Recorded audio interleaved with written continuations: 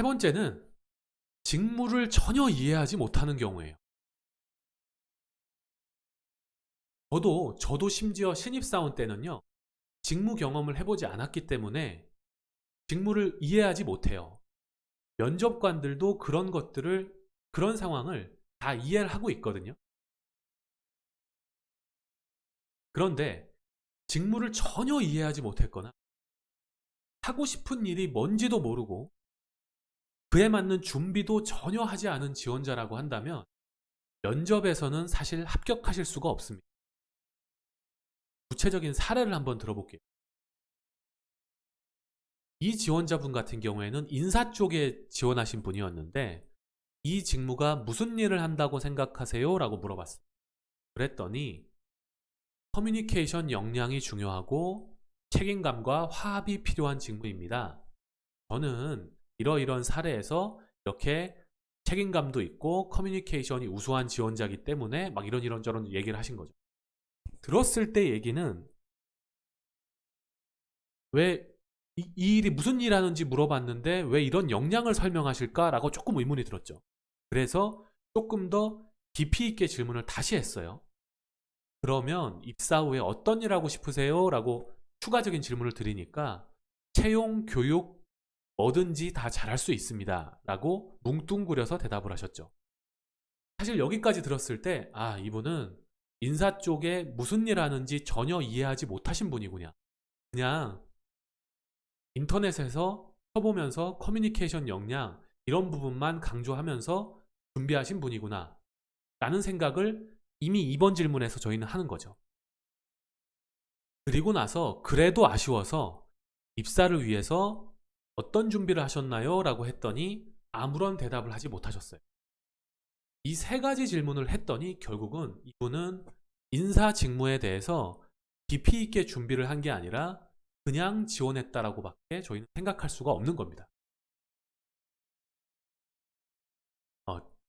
이제 다음 유형은 끝까지 가면을 쓰고 있다라고 제가 적어놨는데요.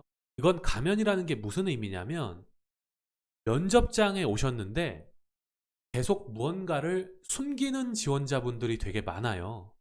물론 완벽하게 솔직하게 얘기하실 수는 없지만 뭔가를 계속 숨기고 가면을 쓰고 있는 듯한 느낌이 있는 분들은 저희 입장에서 뽑을 때 조직에 굉장히 위험하다고 생각을 합니다. 좀 리스크가 있다고 보는 거죠. 구체적인 사례를 들어 좀 설명을 해드리면 경력사원이었는데 퇴직 사유에 대해서 말씀해 주세요 라고 했더니 본인 커리어 향상을 중점적으로 설명하셨어요. 그러니까 경력 개발에 포인트를 두고 내 커리어를 위해서 이직하고 싶다라는 식으로 얘기하신 거죠. 그랬는데 공백기가 있었단 말이에요.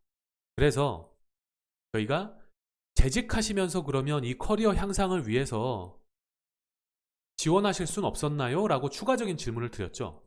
그랬더니 뭔가 감추는 듯한 느낌. 그러니까 공백기가 있어서 그 공백기를 분명하게 설명하지 못하고 계속 본인의 커리어만을 계속 얘기하셨던 분이에요. 그러면 퇴직과 입사 사이에 공백기가 있었는데 커리어만을 얘기하게 된다면 그 공백기에 대한 분명한 설명이 없으신 거죠. 그래서 이 외에도 수차례 질문을 드렸는데 계속 이와 같은 관점으로 얘기하셨기 때문에 다른 부분이 우수하셨음에도 불구하고 저희는 결국 뽑지 않았습니다. 두 번째, 이분은 신입사원이었는데요. 졸업하고 나서 공백기 동안 어떤 일을 하셨나요? 라고 질문을 드렸는데 마찬가지로 구체적인 설명이 없이 그냥 취업 준비만 했습니다. 라고 얘기를 했죠. 취업 준비만 하실 수 있거든요. 그런데 취업 준비를 하셨다고 한다면 취업 준비를 제가 구체적으로 이런 부분이 필요하다고 해서 인턴을 찾아봤다라던가 아니면 도움이 될 만한 자격증을 했다거나 아니면 관련 세미나나 교육을 들었습니다 라고 분명하게 얘기를 해주시면 되는데 본인이 생각하실 때 그 공백기가 뭔가 되게 얘기하고 싶지 않으셨던 거죠. 그렇기 때문에 대답을 전혀 그러니까 설명을 분명하게 하지 못하시고 그냥 취업 준비만 했다고 계속 둘러대기만 하셨습니다. 그리고 또 미심쩍은 부분이 있어서 그러면 재학 기간 중에 보면 휴학 기간이 있는데 때는 무엇을 하셨어요? 라고 얘기를 했더니 여전히 또 분명히 대답을 하지 못하셨죠. 그러니까 뭔가요? 공백기나 휴학 기간 등에 대한 구체적인 활동 내역을 설명하지 못하신 분이었습니다. 다음은 태도가 특이한 경우인데요. 이 특이한 경우란 건 뭐냐면 앞서 설명드린 대로 뭔가 뭐 태도, 뭐 자세나 제스처를 특정한 그런 제스처를 취한다고 해서 떨어뜨리진 않거든요. 그런데 여기서 말하는 태도는 그런 의미의 태도가 아니라요. 굉장히 조금 거만한, 그러니까 누가 보더라도 나 되게 잘났어. 그리고 나 되게 잘났고 되게 똑똑한데 내가 너희 회사에 가서 일해주는 거야 라는 듯한 거만한 느낌을 주는 지원자를 의미하는 겁니다. 왜냐하면, 그러니까 이런 지원자는 저희가 뽑을 수가 없는 게, 왜냐하면 대부분의 회사 일은 사실 천재가 어떤 일을 한다기보다는 성실하게 일반적인 지원자들이 특정 업무를 반복적으로 수행하는 거거든요.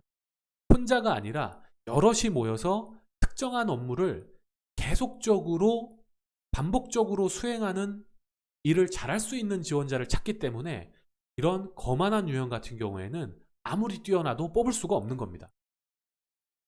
실제 사례를 보시면 이분은 그 박사학위를 중간에 그만두고, 박사학위를 중간에 그만두신 분이었는데 물어봤어요. 그랬는데 땡땡 교수랑 싸워서 중간에 나왔다고 얘기를 하더라고요. 이 얘기를 듣는 순간 정말 뽑고 싶은 마음이 1도 없어졌습니다. 그러니까 아니 어떻게 면접장에 교수랑 싸워서 얘기했다는 얘기를 저렇게 거침없이 할 수 있을까? 실제로 이런 일들이 많이 발생한다는 걸 저희도 알고는 있지만 최소한 면접장에서는 어느 정도 좀 순화된 표현으로 했어야 되는데 어떻게 저런 얘기를 할 수 있을까라는 생각이 든 거죠. 그리고 자세도요. 이렇게 뒤로 이렇게 기대서 회장님처럼 뒤로 기대서 면접을 봤던 친구였습니다. 되게 특이했던 친구였는데 물론 사실 바로 떨어졌습니다.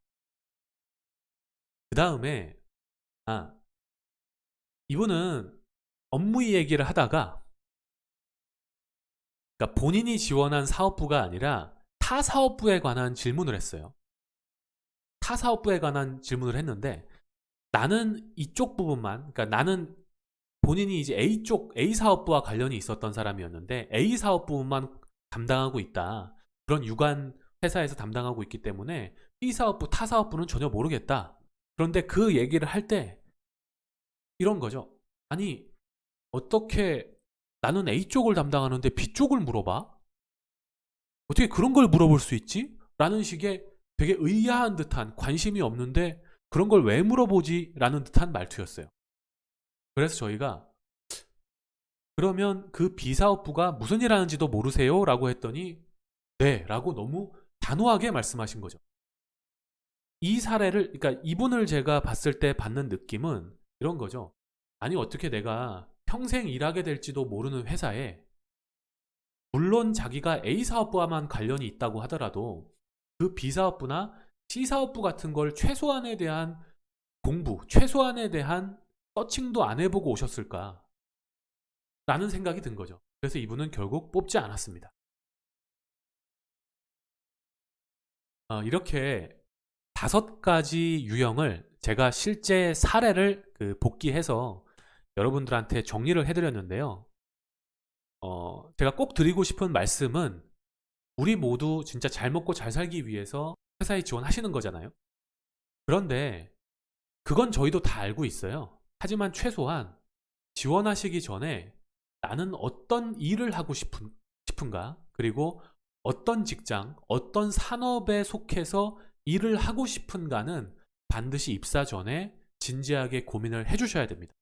이런 부분들을 충분히 고민하고 서류 전형 단계부터 지원하신다면 나중에 면접에 가셨어도 앞서 설명드린 그렇게 5가지처럼 모순되는 답변을 하지 않으실 겁니다.